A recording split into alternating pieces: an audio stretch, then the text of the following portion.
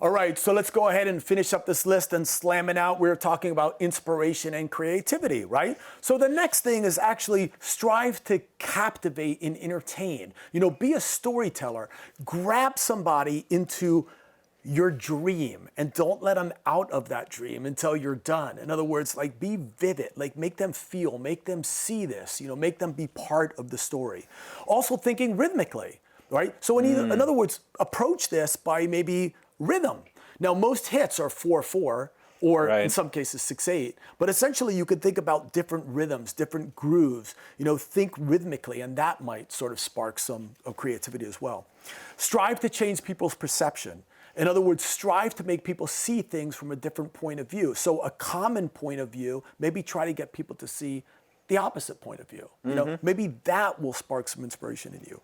Also now moving into more of, schedule type stuff, set aside time to be creative. I mean, for me, it's getting up in the morning, man, and sometimes I'm up at 5 in the morning and I am banging out, a good 3 or 4 hours of total, like I'm in the zone. Yeah. Don't wait until you have a whole day of school and then work and then you come home and you're tired and you put in the TV dinner and then you're sitting there trying to squeeze in, stuff. I mean, really give priority to your creativity. So that's important. Absolutely. And then there's also called something free flow. Just sit down and start writing. Just start letting it pour out. And even if nothing is coming out, don't censor yourself. Just keep on going. Something to be said about that as well. I mean, right? No, I mean, whether you're, writing a book, writing a song, I think just starting to record and go, because sometimes as you're just improvising free flow, all of a sudden you're like, whoa. Yeah, exactly. That was incredible. Exactly. And some of the you've ways captured it so you can go back and grab it and expand upon it. We used to just jam. We used to get in a room and just jam and just say go and just flow with it. And all of a sudden, this amazing stuff would come out and you'd be like, oh my God, that was an amazing riff. It just comes from nowhere, right? All right, moving on. Use what's called a synonym, right? In other words, similar words that are words to what you're trying to say. And there's a great, book, J.J. Riddell, that actually has a great synonym finder and also an antonym finder, finding words that are the opposite. And you could just use the Oxford Dictionary or something like that has an antonym, book that, that can also inspiration as well. Feedback. I once heard a great quote, if you can tell a story, right? Or if you can tell a story, you can write a story. Yeah. So sometimes just talking with other people about your ideas, getting feedback about your ideas. Moving on real quick, we're almost done with this list. And some of you guys are gonna argue with me on this one. A healthy body and healthy mind. I once heard a great saying, you are what you eat, right? So the way you feel, if you feel like shit, your brain is probably shit, right? So, now people will argue that, but I mean, there's something to be said about being fit, feeling healthy, feeling alive, maybe even feeling spiritual, whether or not that be through religion or meditating or whatever the case is, and that might inspire you to sort of be free in your thinking. Now, other people might say it's actually, liquid motivation that they need. They need alcohol. They need drugs to be motivated. Now, to each his own. I am not going to advocate that because unfortunately I have people that I've worked with that are no longer here. Yeah, so, absolutely. Anyway. Now, this dovetails nicely to surroundings. Personally, I like a clean home. I like nice, cool, dim lighting. I like some nice scented candles, right?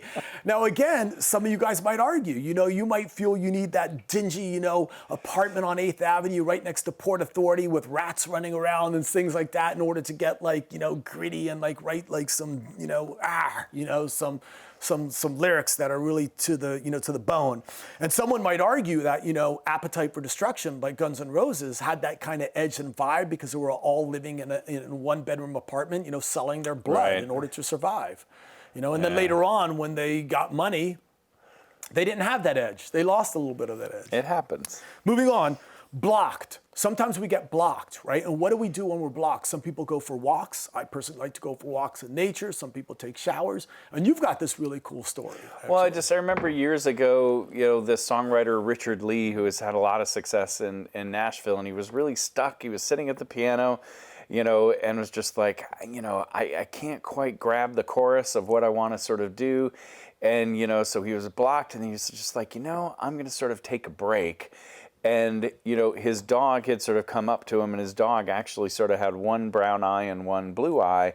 And whatever lyric he was struggling with at the time, it like clicked in, because that became the chorus of, don't it make my brown eyes blue? Wow. That ended up becoming this huge hit. And it's like, I think when you're blocked, you've got to step away from whatever it is that you're doing and look at things from a new perspective. Don't get frustrated and walk away. Had he not paid attention to, sort of his dog right in front of him, that moment may not have ever happened. Stay open to what's going on around you when you feel that it's blocked. You got to force yourself to be open. Definitely. 2 more real quick, you guys. Remember that mistakes are the doorways to discovery. I love this quote. It says, you have to write to get it right, okay? So just remember, sometimes you have to get through mistakes in order to get what you finally are after. Yeah. And then finally, be careful when you're co-writing with people of how you critique each other, because if you keep on knocking down ideas, that might, put a sort of put your co-writer into a mind frame of just shutting down, and you don't want that to happen. So you have to be open to kind of listening to new ideas, even if you don't get it right away. So that's really important. Yep. All right, you guys, so we're breaking down the basics so that it sticks. Here's your question of the day. How can books like Bird by Anne Lamott, The Truth That Tells a Lie by John DeFresney, and The Art of Fiction by John Gardner, how can all of these books help you with regard to creativity, inspiration? That's great. So we're trying to break down the basics so that it sticks, you guys. I hope you enjoyed this segment. A little longer than some of the others, but hey, creativity, inspiration is important, right? Big topic. So now we're gonna move on to our next segment. We're gonna talk about promoting your music, because that's a really important one too. So stay tuned. Be right back.